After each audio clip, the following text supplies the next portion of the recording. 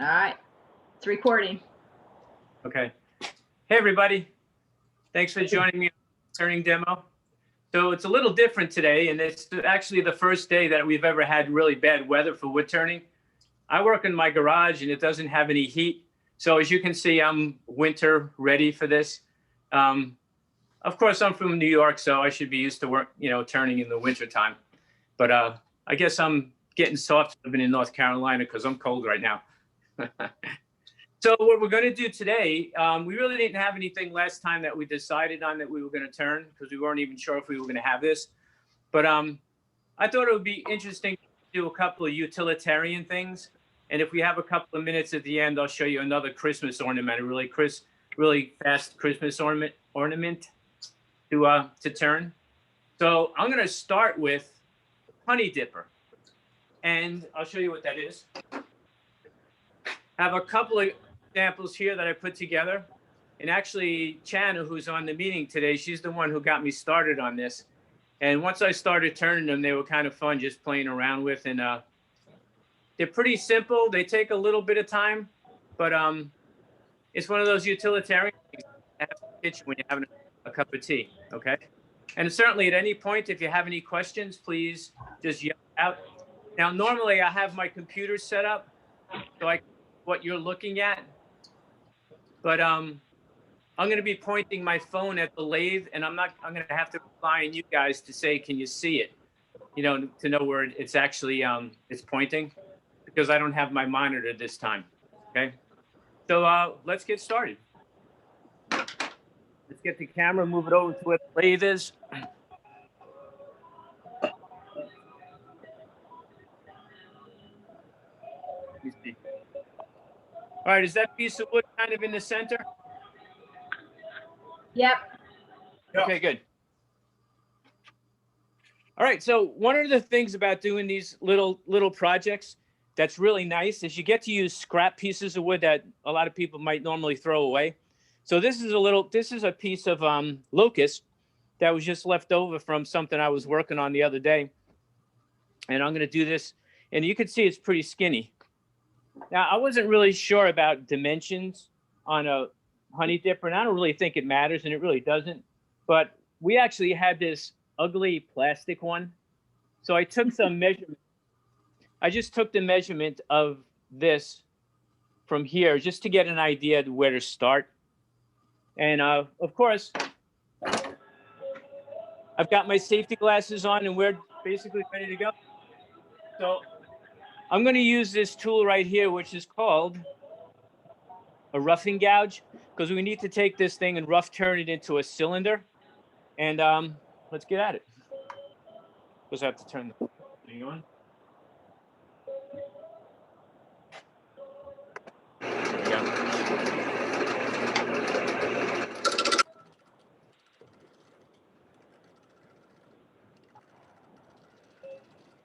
Turn up the speed a little bit, because when you're working on small things, you can turn up the speed.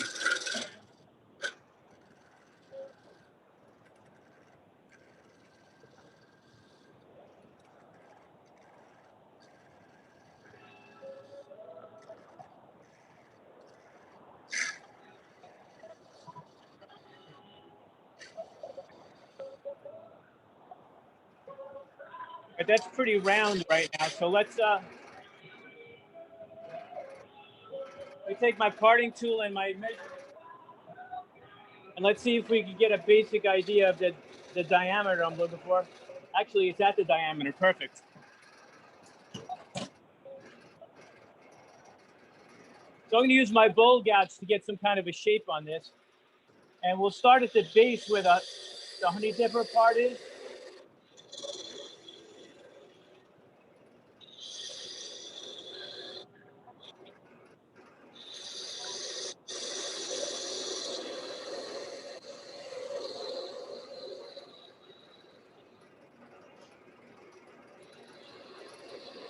Actually, the camera's in my way. Let me move it over a little bit.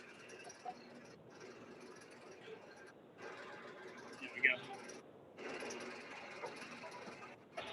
I'm going to switch over to a smaller gouge to get into this corner right here.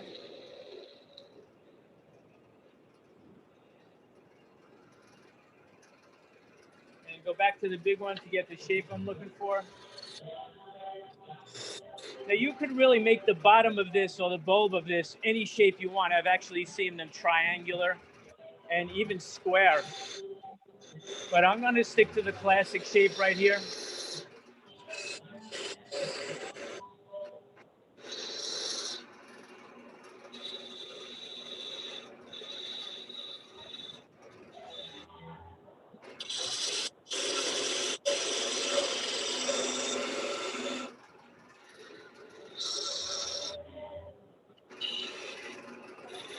So that's actually pretty good. That's close enough to what I'm looking for. So now to make this work, you need some surface area for the honey to grab onto.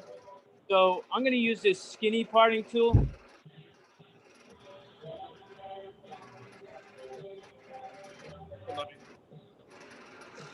Sorry. This is my regular parting tool, and I think it's a little too wide for the honey dipper. And this one I actually think is a little skinnier than it should be. So if I actually continue making these, I'm going to make another one that's about halfway between. But I like this a little bit better. So basically all you do is you take this and you push it in. Now you probably can't see it from where you are, but I'm looking down on the piece and I could see the diameter of the spindle that I'm leaving behind. So I'm going to make another cut down to the same depth.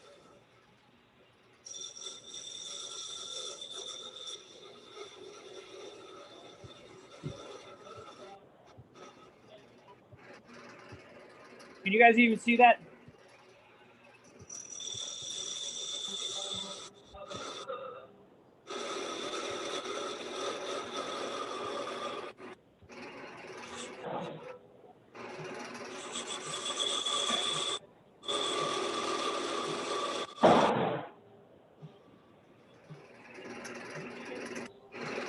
Right, so that's pretty close.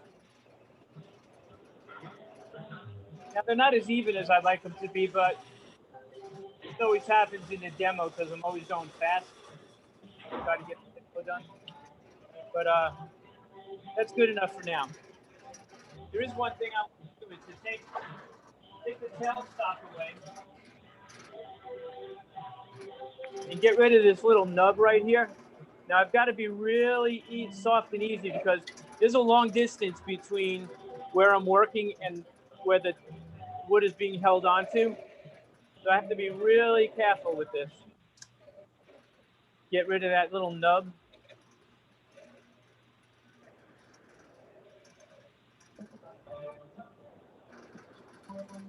Draper. Okay. So that's the bottom part of the honey dipper. Now what I need to do is, here we go. I still want to support this end while I'm working on this, but I don't want to use this really pointy thing that I have in here.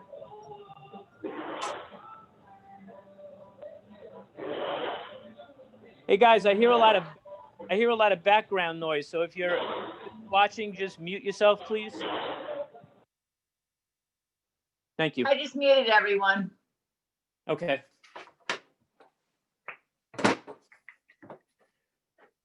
So what I did was I made this little gadget that I could put on my tailstock. And what this is going to do is this is going to hold the end of the honey dipper steady while I'm putting pressure to make the handle.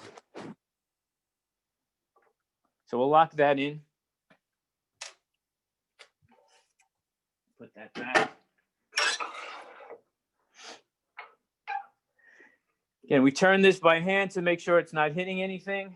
I want to try to get that a little bit closer if I can.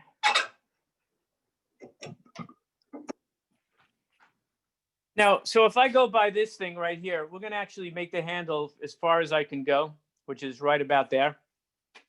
So I have to make that round. Well, back to the roughing gouge.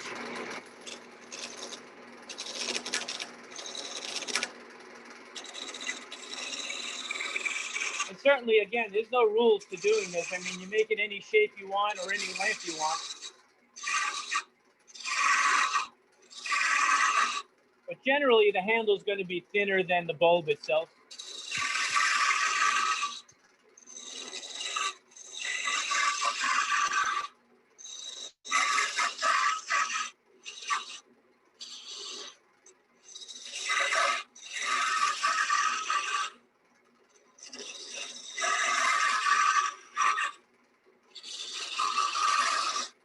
You can see why they call this a roughing gouge, because you're just doing rough work, just getting rid of wood.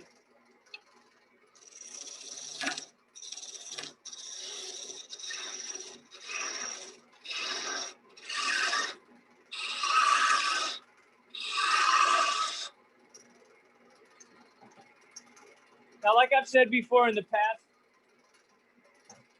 I'm not really much of a spindle turner, so I always have trouble trying to figure out what a good shape is. But I'm just going to go for it and see what we get.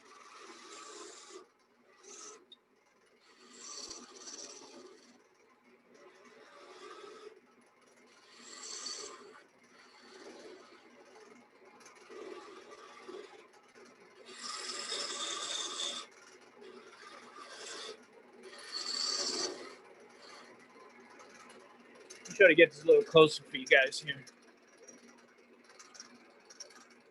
There you go.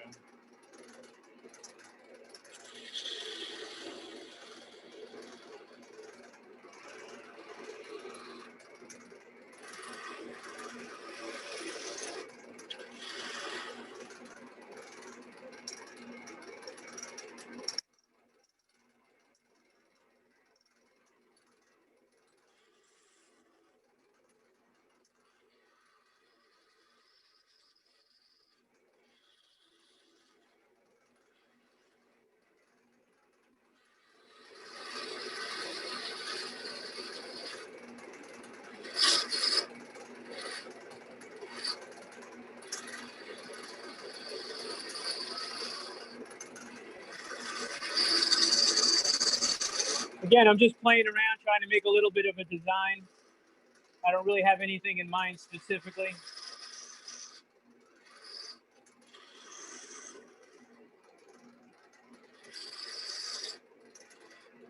So I would like to make this put a little decoration or something on there. So I'm going to use this pointy tool right here. I just put a couple of lines in there to break it up a little bit.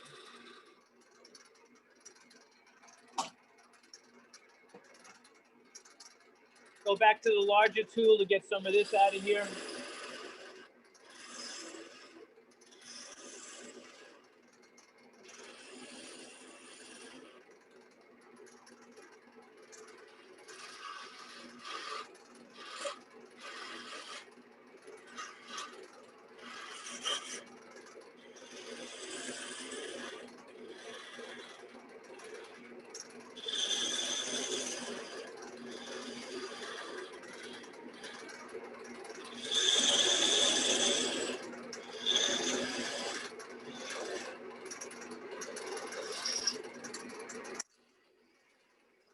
The tool's too big for that.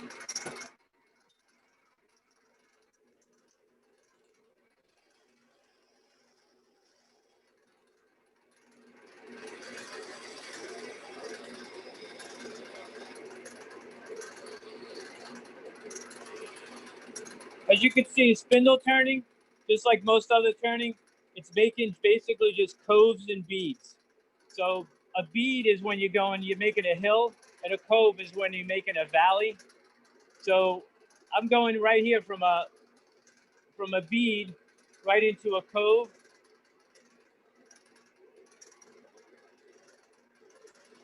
And really, when you're wood turning, you basically, even if you're making a bowl, basically these are the motions that you're doing.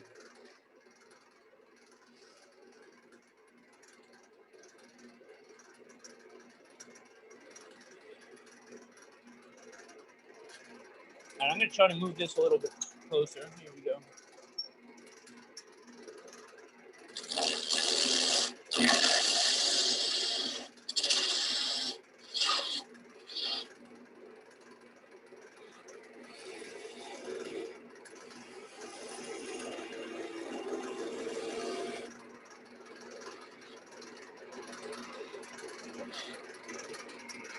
All right, so that's almost ready to card off. But before I do that, I want to do a little sanding. And I'm not going to do a lot. I'm going to use actually a pretty rough sandpaper. Just try to get rid of some of the basic burrs.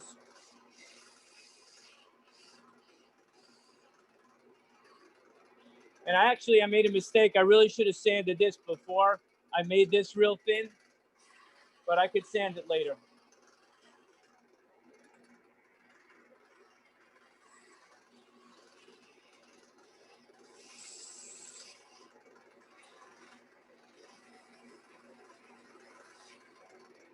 All right, so we'll bring the tool rest nice and close.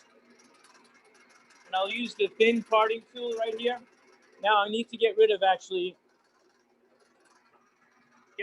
tailstock.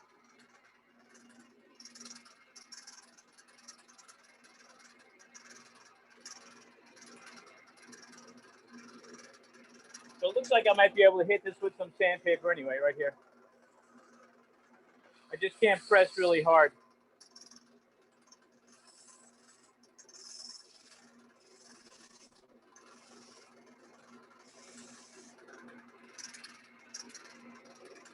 So we're going to use that same parting tool that I used to make that part of the dipper. And basically just go all the way through this time and cut that off. Let's turn the lathe off. So now all I really need to do is just sand this right here. And it's a little short, but that's the idea of making a honey dipper. Any questions from you guys? I think Liz muted everybody, but I think you could unmute yourself if you need to ask a question. There we go. All right. Well, go ahead. What's the best wood to use when you're trying to make something that's going to be under a lot of pressure? Under pressure? Yeah. God, it would certainly, I don't know what you mean by pressure, like standing on it or something, or like when you're using it. Yeah, well, if it was like a table leg or something like that, it's gonna you have to actually get the grain going long ways so it can stand pressure. But something like this isn't really going to take a lot of pressure. The only caveat I would have is, as far as the different kinds of wood, is one, use something that's tight grain, because you don't want the honey seeping into the grain of the wood too much. And it can't be toxic. So it's the only thing I could think of. But there's a whole science of using different woods for different things. Mm-hmm. I don't generally concern myself much about that, because I'm not doing anything for structural turning. All the stuff I do is, like bowls and vases and stuff like that aren't really going to ever be under pressure. Okay. But basically, I turn things based on the fact that I really like the different kinds of woods. Right. Yeah. If I'm out splitting firewood and I find a piece of wood that has some really good grain in it, or it has what they call spalting, or some really cool colors, I'll just take it and throw it. I'll show you around later if I get a chance, but I have wood all over this garage. It's just pieces of wood that I found that I really like. Okay. Actually, since you brought that up, hold on a second.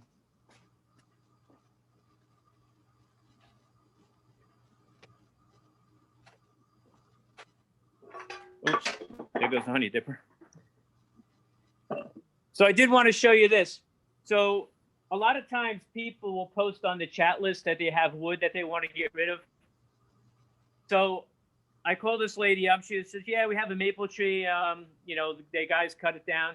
They cut it up. So I went and I got some pieces. When I looked at it, I realized that it was really going to be pretty cool. So this is wood that somebody was just going to throw out. And here's a bowl. I don't know if you guys can see that, but look at how beautiful the color grain is on that. Yeah, it is. I mean, people would have looked at this and said, you know, they were basically going to throw this out and give it away for firewood. Right. But when I said, man, I can't burn that stuff. It's just too beautiful. Mm-hmm. I mean, it's probably hard to see where you guys are, but I mean, that grain in there is just beautiful. Right. So, yeah, It is. Very nice. I just like wood for its beauty. And a lot of times, you know, this is a pretty simple shape for a bowl, but it's really wood that speaks to me.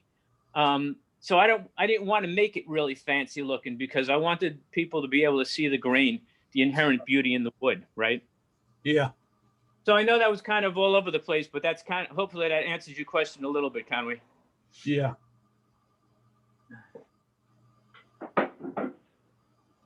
So the next utilitarian thing I was thinking of making, and I actually dropped a honey dipper. Let me go find it. I see you got.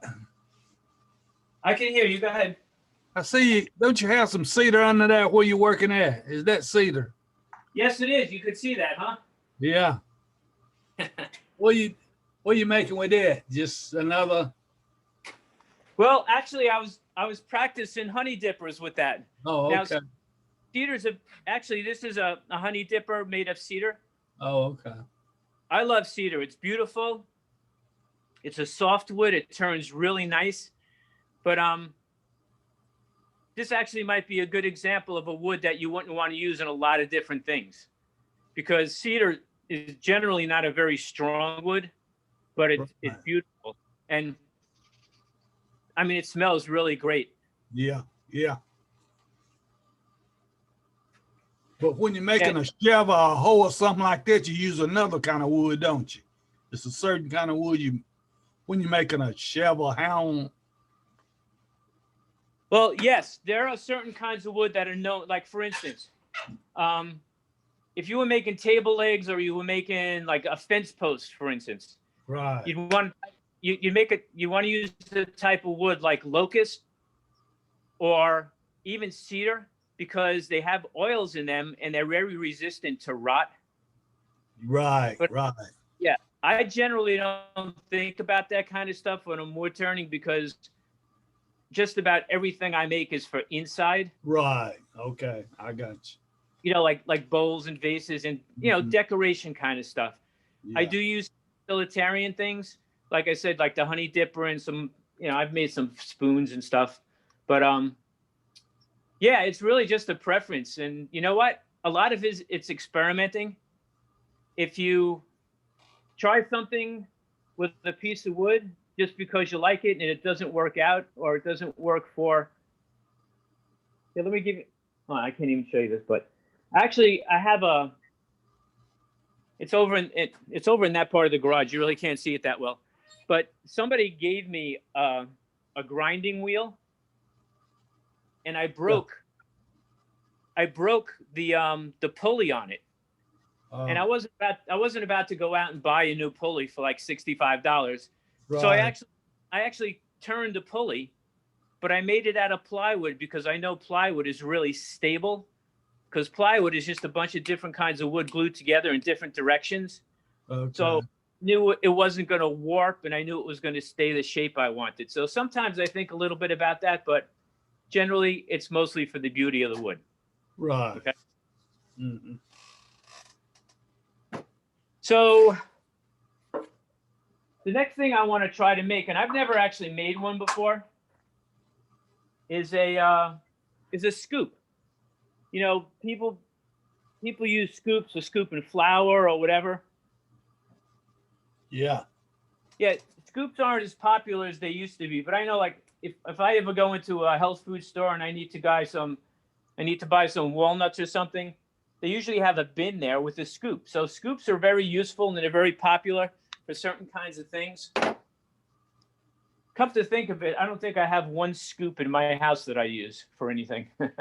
Yeah. I know Chris uses a small scoop to get coffee out of her container and stuff like that. But personally, I'm not really a scoop person. So first thing I need to do is get this piece of wood out of here. Oops.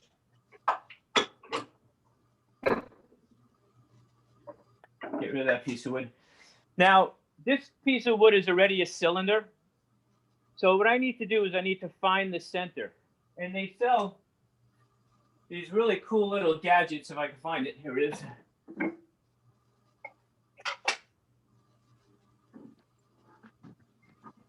Let's see. Can you guys see that? There you go. Yeah.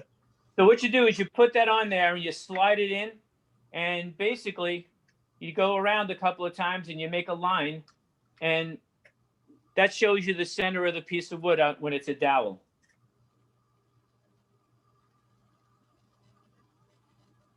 Here we go.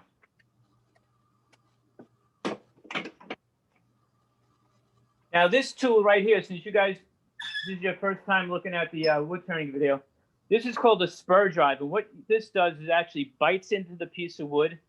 So when you turn the lathe on, it actually has something to turn on.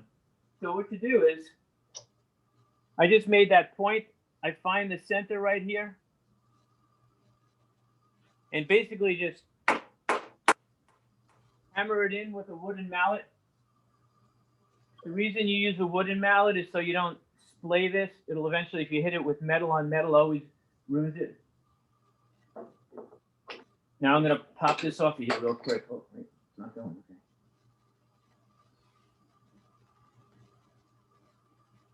So this tool right here that I'm using is called a 4-jaw chuck. And they're really, really handy for holding wood.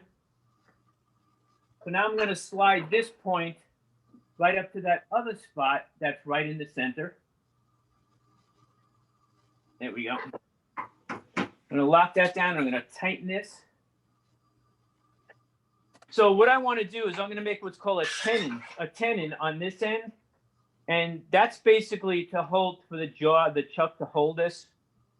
Because if I pull this out of here right now, if I pull the tailstock away, I can't really work on this piece of wood because it'll go flying off. I need a way to hold it on without the tailstock. Let's get that back in there. There we go. And you guys will see what I'm talking about in a second. So let's find the center of that again.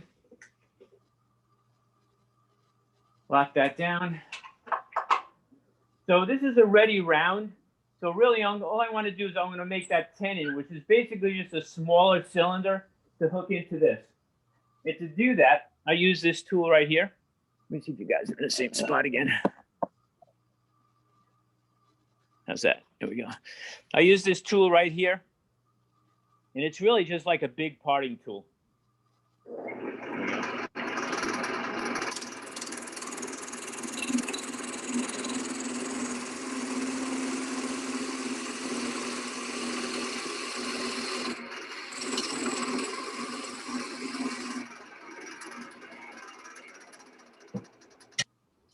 And that's all I wanted to do with that tool. So we're going to pop this off right now. Lock the lathe down again. Now we don't need this anymore. This is the spindle drive, the spur drive. So what I'm going to do is I open up the jaws of the chuck. And you can see that's called a tenon right there. And then what I do is I lock this down really hard. So now I could actually turn the lathe on without the tailstock holding it. But, so basically when you're making a scoop, what you're really making is like a small goblet. And let me show you what a goblet looks like.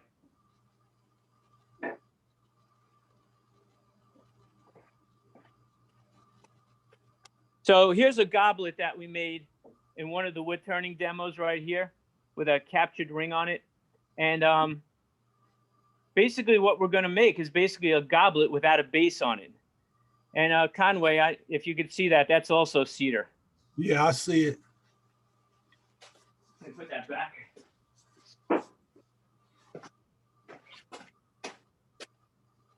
Yeah, the other good thing about using cedar is all the shavings you could throw them in the chicken coop. Yes. Or you could put them in a bag and stick them in your closet to keep your clothes smelling nice and fresh. The bugs out. So I'm going to use another tool right now, and it's called a Jacob's chuck. And basically what this is a drill. You're actually turning your lathe into a drill press. And I'm going to use this drill bit right here, which is called a Forstner bit. Now, these Forstner bits are pretty old, and I tried sharpening it a little bit this morning. We'll see how that went. But it may smoke a little. So what I'm going to do is I'm going to turn the lathe nice and slow to reduce the friction, and then turn.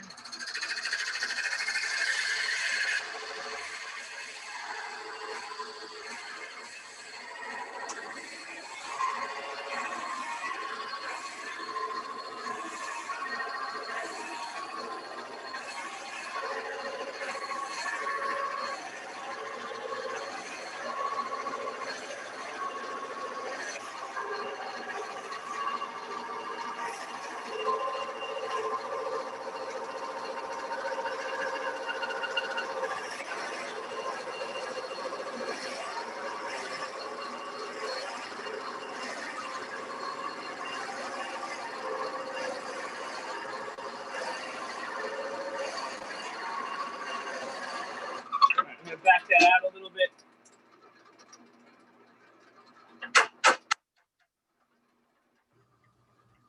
I don't want the drill to be too far extended because it puts too much pressure on the tailstop.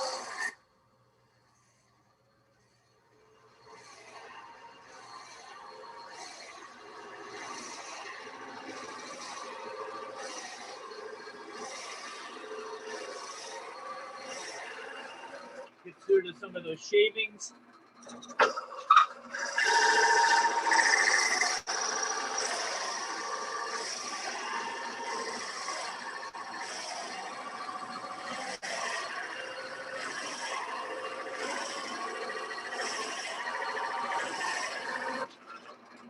I think that, well, needs to go a little deeper, but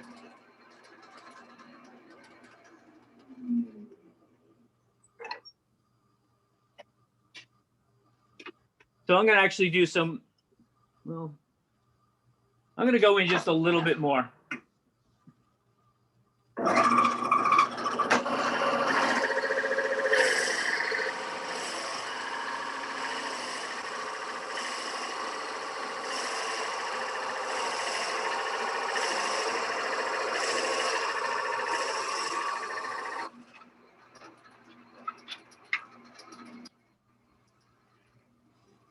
So one thing that's important that you got to be really cautious about, because right now, this drill bit is really, really hot. I want to make sure you don't touch that. I'm just going to back this out and put her to the side.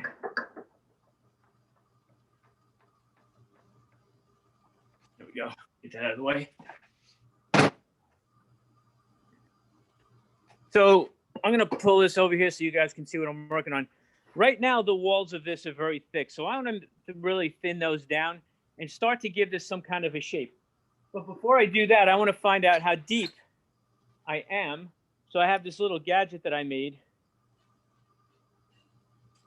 I stick that dowel in there, and then I bring it out and I mark it to here.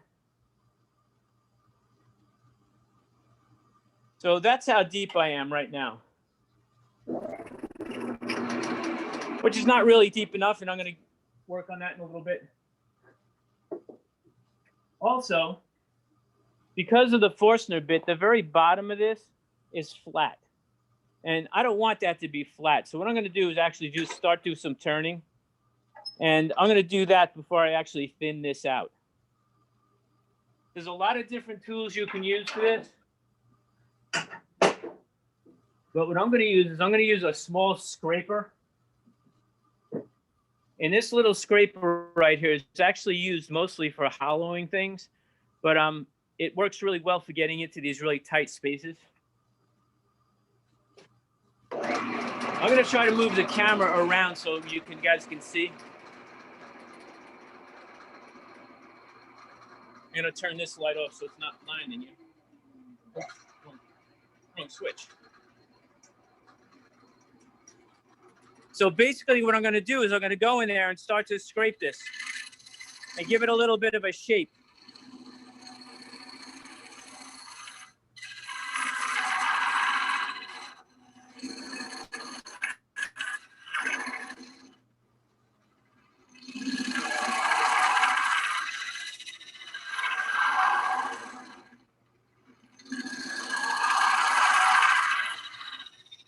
So what I'm trying to do is make the bottom more like a bowl than a flat.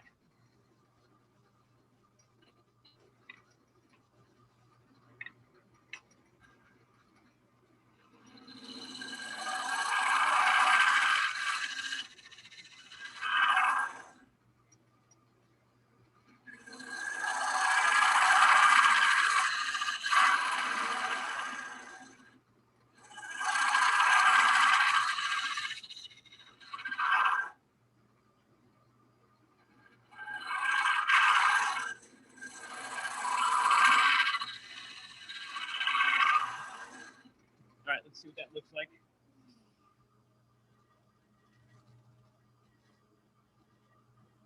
All right, we got a big bump on the bottom I got to get rid of.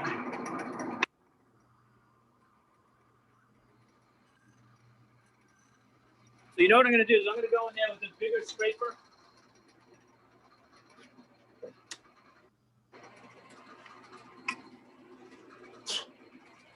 I'm going to move this light around so I can actually see what I'm doing.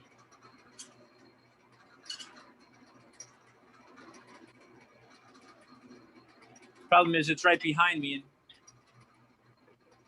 give me a second, guys. I want to move this light.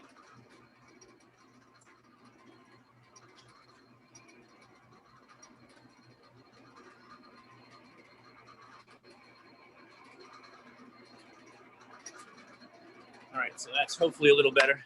I'm still making a shadow. See, with a bigger scraper, it's easier to get rid of those nubs on the bottom and to flatten out the bottom a little bit better.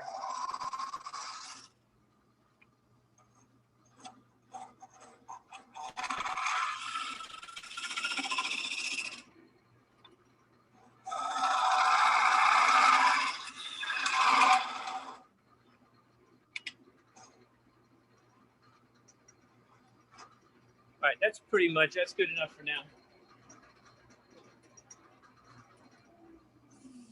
So one thing about, since you guys haven't been watching these for a while, basically the idea of a demo is just to show you the basics of how these things are done. I don't actually often finish everything from start to finish on these demos because there's a lot of in-between work that needs to be done and it takes a lot of time. So I'm just giving you the basic technique. Though I do feel it's a little bump in here and I want to get rid of that. That's a little obvious.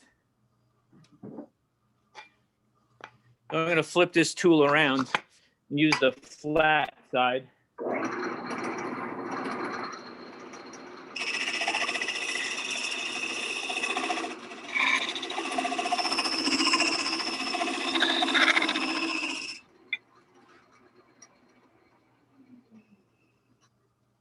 A little better.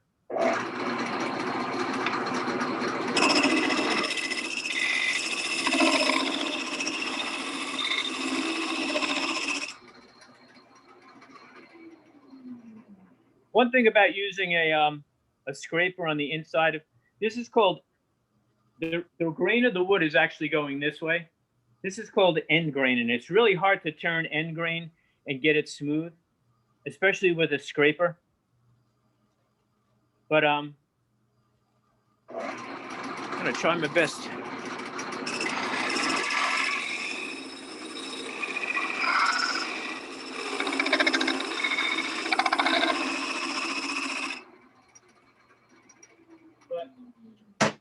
Like I said, this is a demo, so we're gonna move on. But I do want to get a little bit of sandpaper in there.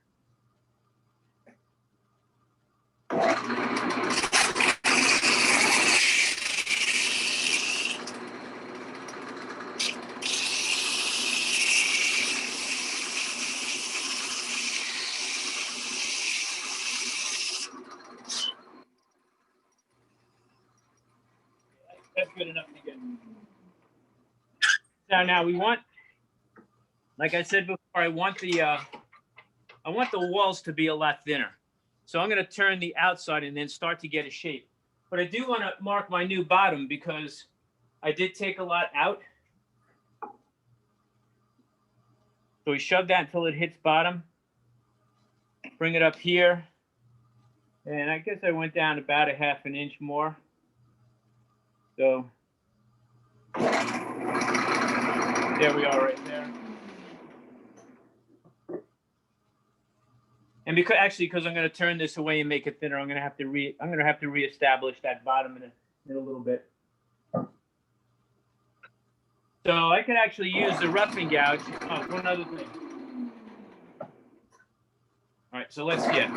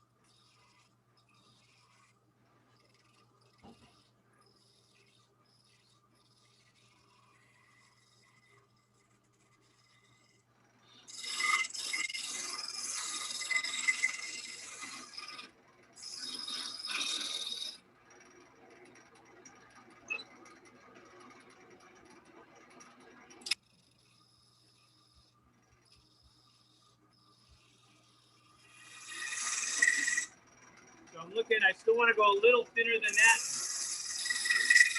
For the tip.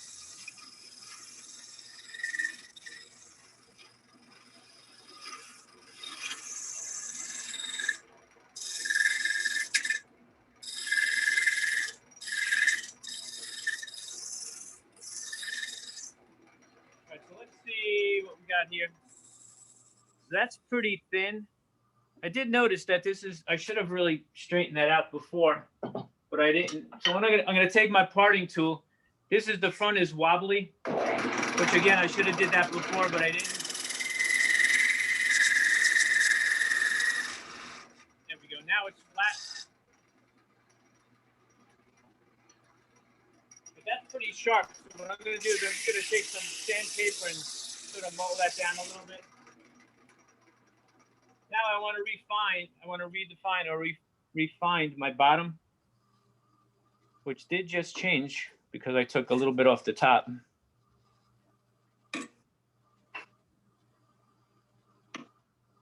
Now, why it's important to actually find the bottom here is because when I start to make the handle of this scoop, I definitely don't want to go through this piece that I already turned. So that's the bottom right here.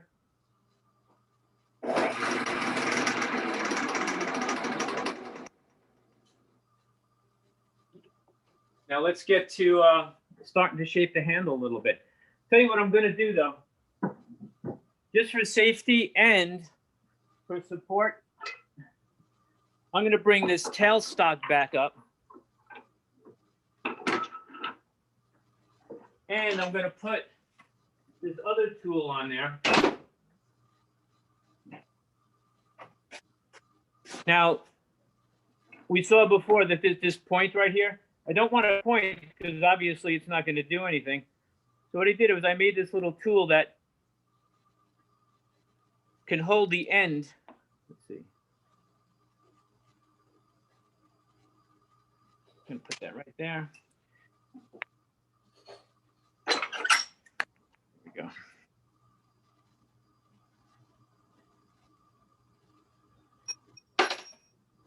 Great. I just lost my Allen wrench. Here it goes. I got it. Make sure that's tight. Beautiful. So now what I'm going to do is I'm going to slide this up. And because of the shape of it, it will work on several different diameters to hold this in place. So lock that down. Now I have something on the tail end a second here. I'm having trouble with my tailstock for some reason. It's really tight. I think everything's cold. All the grease inside is laid solidified because of the cold. Now, I don't want to press really hard. I just want to have a little bit of support there. So now I'm going to start. Let's see if I can move this around. I'm going to start trying to shape this and just put a small little handle on there. And I'm going to go back to my spindle gouge. Put this as close as I can. Lock it down.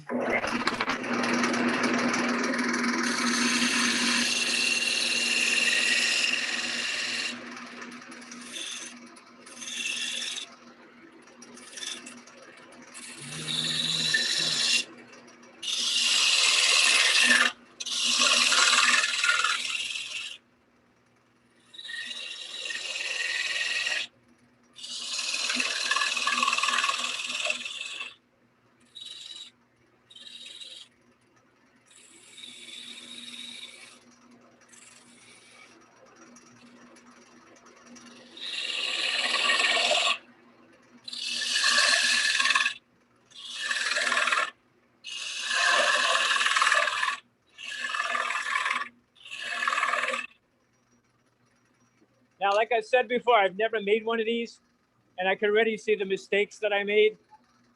This scoop is going to be much longer than the handle, which is going to look kind of stupid.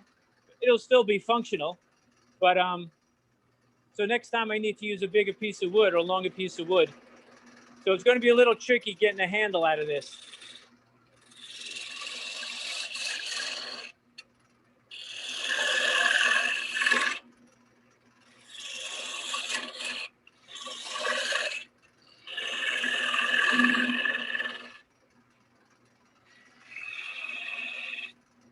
Put a little kind of something design in there. And move this out of the way a little bit.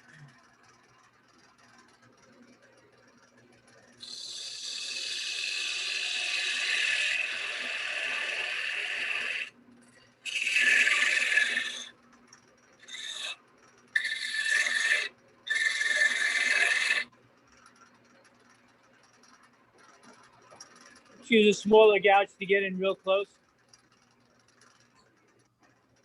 I want to make sure I have enough room here because I need to make that handle. I need to make that handle longer.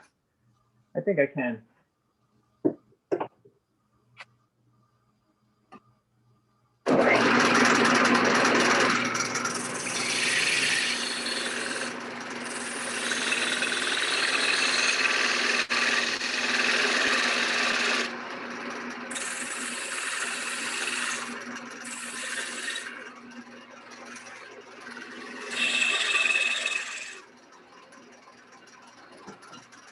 So I can't get in there with the big tool, so I'm going to use this small one just to make a little bit of a design here. Nothing too fancy.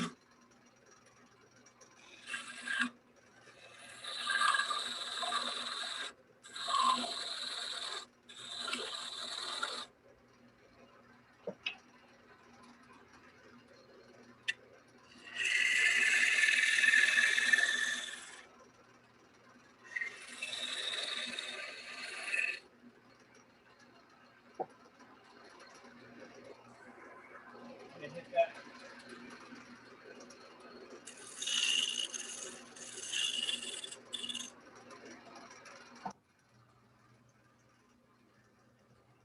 So this is the tricky part. Whenever you're working really close, I can't find my parting tool. Okay. Whenever you're working really close to these jaws, it's a little scary. So I need to part this off and at least give myself an end point.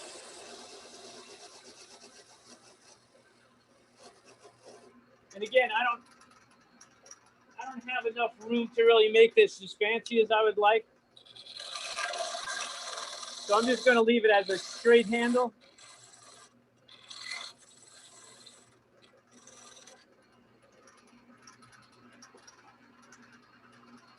All right, let's I'm going to pull this away.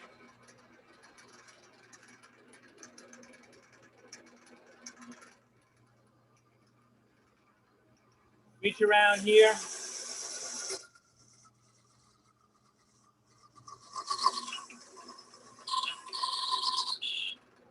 All right. So as you can see, it's a little unproportional. And you might be thinking to yourself, well, how's that a scoop? But we're not done yet. So now we're going to move over to this little grinder right here, this little sander. And let me set up the light so you can see.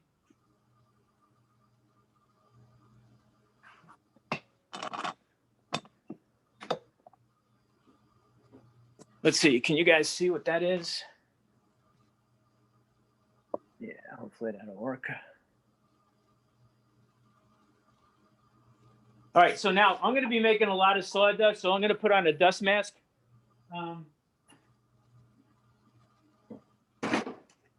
Normally when it's warm out, I have the fan going and I have the garage door open. But if I turn the fan on now, it's going to be like being in the Arctic. So like I said, this handle is way too small than it needs to be. So this is actually a sanding disc. And what I'm going to do is I'm going to shape this into, hopefully,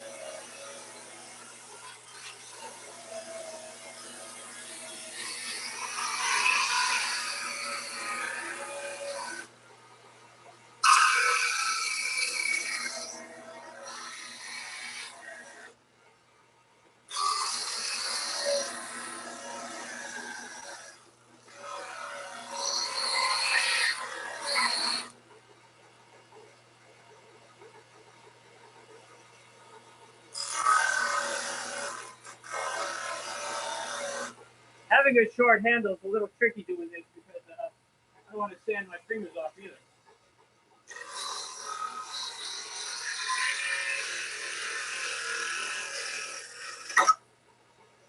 Oops.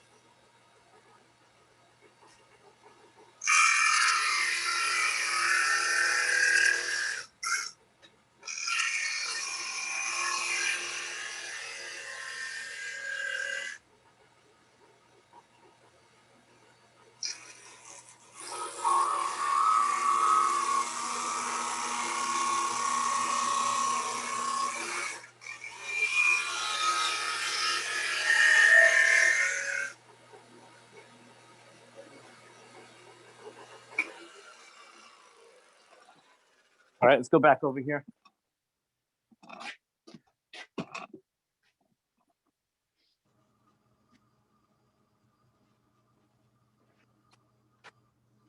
All right, so this is probably the worst scooper I've ever seen in my life. But I mean, it would actually work. So now I know in the future that the bottom obviously needs to be a lot deeper on the inside. And of course, the handle needs to be longer. But that's the basic idea of how you make a scoop. And certainly you could make these in any size that you needed. You know, you can make them the size of a log if you wanted to, or you can make them really tiny for like coffee or whatever. But just another utilitarian thing that you could actually, you know, that's actually useful in the kitchen. Any questions on this, guys? No, So it looks, Go ahead, Connery. it looks good. You know, at first I didn't think it was gonna be a hound, but a scoop. But I see it is. Yeah. Yeah. See, now, like I said, I've never made one before, but you could see that I really need to cut the bottom out a lot more. It's too flat and it's not following the shape of the outside. It's like the outside was coming nice up to here, and then I went boom. I went too steep. So yeah, that's the problem. But anyway, that's the basic idea. That's how you make them. And of course, the handle should be, you know, at least another 1.5 inches longer. You know, put a nice shape on it, a nice ergonomic feel if you can. But that's the basic idea of making a scoop. That is so cool. Yeah. Sometimes you can show us all the things that you have made out of wood. Well, you know what? We could do that in a second. Liz, what time is it? It's 12:23, so I'm gonna have to get off to get on the short stories with Chris in here in a little bit. Okay, so I guess we're done. We won't get to that little, you know what, Conway, we'll take a couple of seconds and I'll show you some of the other things we put together.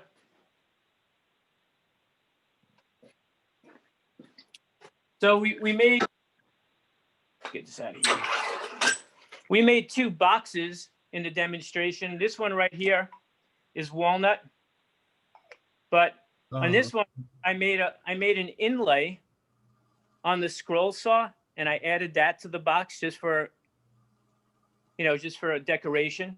Right. Yeah. This one here is this is like one of my favorite boxes I've ever made. Though the lid's a little bit loose. This is called let's see, can you see? Here we go. This is called ambrosia maple, Mhm. and it's a really beautiful wood. But to enhance it, what I did was I inlaid a dolphin with 2 rings at the top. Okay. It's to decorate it. Yeah. So we also made the goblet. We've made a couple of bowls, which I don't have right here. We made another box, which is, I wanted to show people that not everything has to be round when you're working in wood turning. So this is actually a square piece of wood that I turned on the lathe, and it's actually a box that you can Right. put stuff in. Yeah, that's nice. What I've actually done with these, you actually buy these little motive candles, electric ones or gas ones. You could actually put those in there, and you could use this as a candle holder too. There's like so many different things that you can do. Yeah. Anyway, guys, so it's getting late. I just want to say thanks for joining me, and I'm sorry that the scoop didn't turn out the way it should have, but you know what? It's a lesson learned. Now I know. I'm going to practice and I make love the these again. scoop. Cool. All right. Well, thanks for coming on. Did and, great. We'll let you Thanks, next. Alan. Okay. Take care. Bye. Okay. Bye.